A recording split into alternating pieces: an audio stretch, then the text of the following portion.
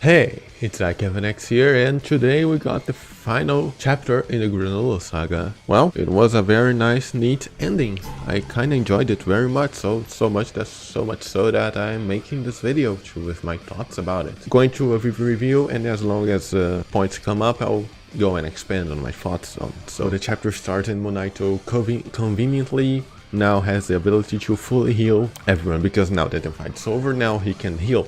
Of course, a little contrived, but well, it's nice to see that Namekians can grow more powerful even at their advanced age. I think maybe only magical stuff like healing and stuff. Anyway, doesn't take much from the plot. It's just a little contrived and, well, weird, but then again, this is Dragon Ball, so that happens a lot, so yeah, didn't exactly bother me that much, since it doesn't make much of a difference. I'm sorry about the siren, but it is very, very hard to beat.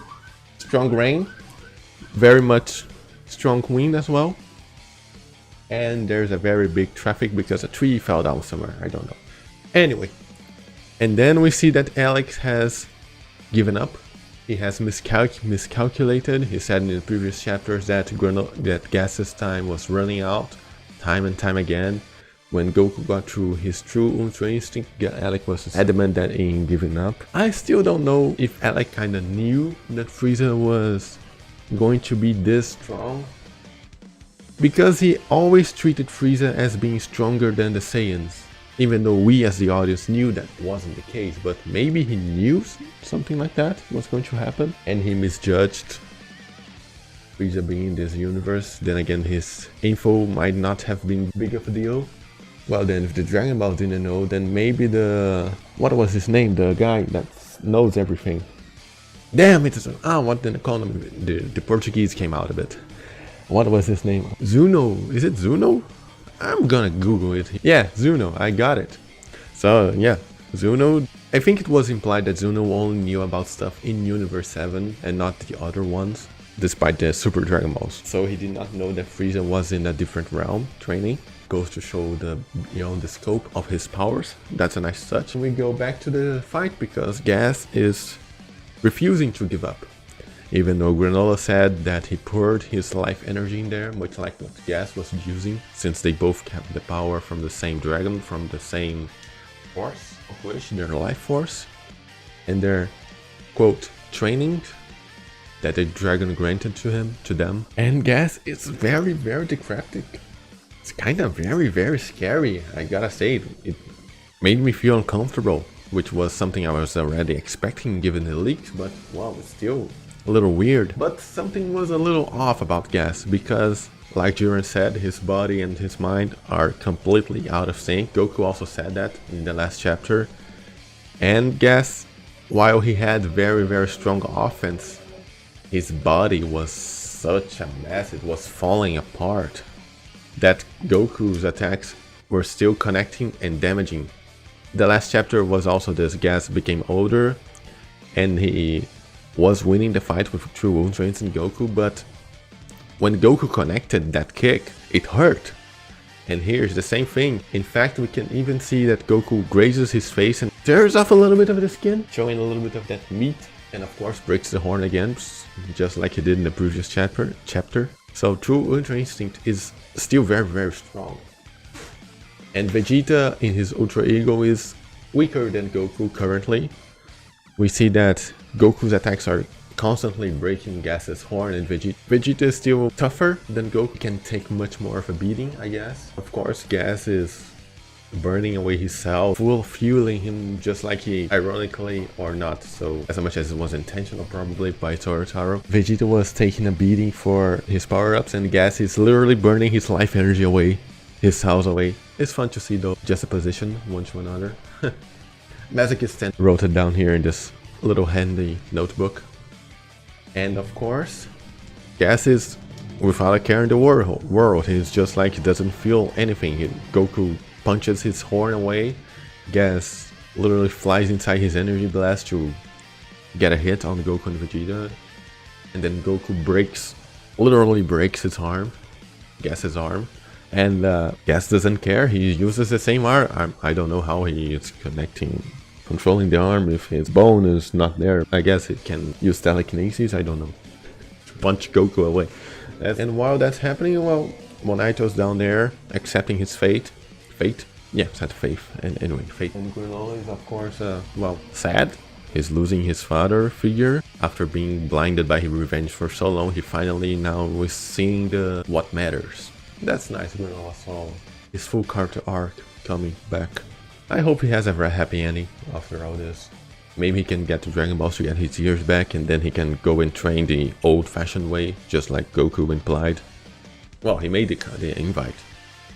Poor Beerus cannot get a Beerus cannot get a year of sleep decently in his own planet. Oh well. And yeah, Goku's above Vegeta, like I mentioned, is very clear in this chapter. Alec loses it, and then he loses faith in his brother in Gas, because yeah, he's on the edge of literally destroying himself, burning himself, or whatever you want to call it.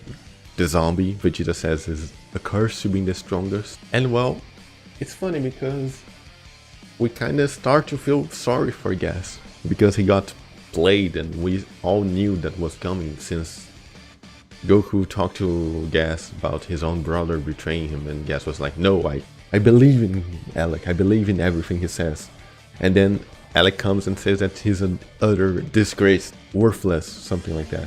Oil and Mackie, of course, they have been grown a conscience about Alec this entire run, and well, they tried to stop Alec, but it was too late, of course. Gas looks in the water and sees himself dying, and yeah, we kind of feel bad for him. After all, he did get played, but it was ultimately his choices as well to go up. Since then, that Frieza drops out of nowhere, and that's a very badass superhero, supervillain landing, because we cannot call Frieza a hero. Yeah, that doesn't work anyway. Oh boy. And Frieza was like, you have something for me? You have summoned me?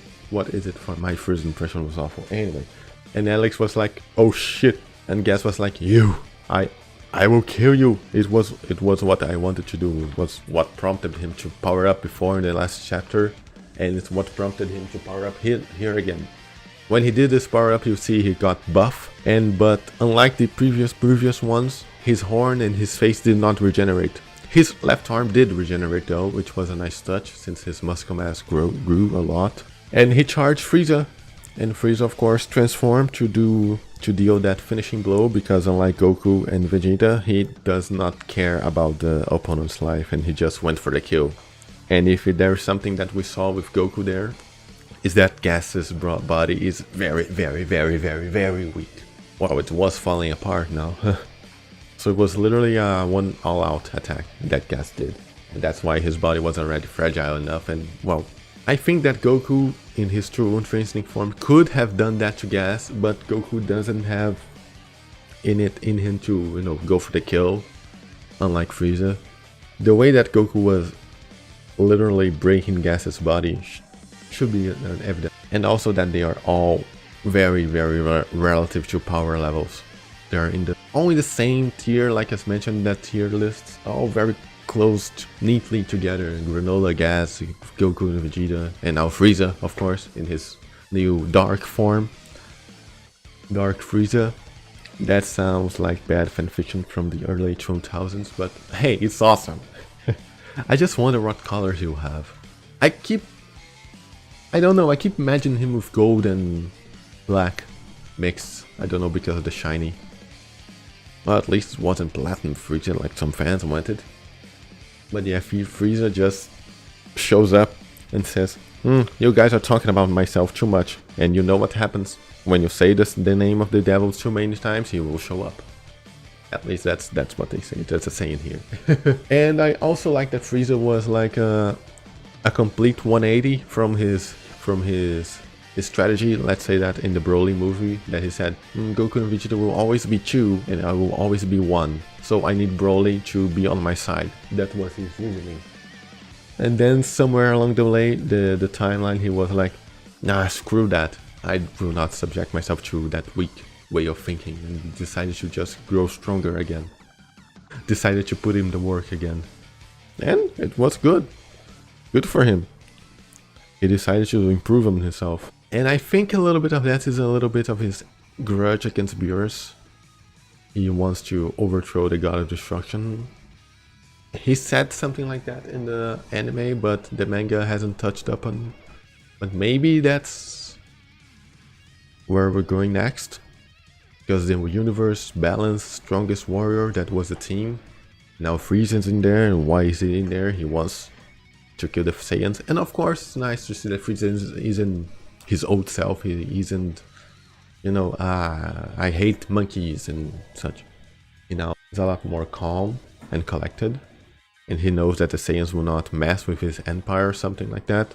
Even though Vegeta said that they won't let him do as he pleases, but well, doesn't matter. As long as Frieza leaves them alone, he will leave them alone. That's gratitude for the universe survival, I guess. I don't know, it's just a little weird because Frieza is as bad as they come. So who knows where this arc is going next, because before Vegeta and Goku were sure that they could defeat Frieza, but now, as Frieza showed, he's up there with Ultra Instinct and Ultra Ego. Of course, Goku and Vegeta were damaged by they took a pummeling from gas there, but Frieza still knocked them out in one hit.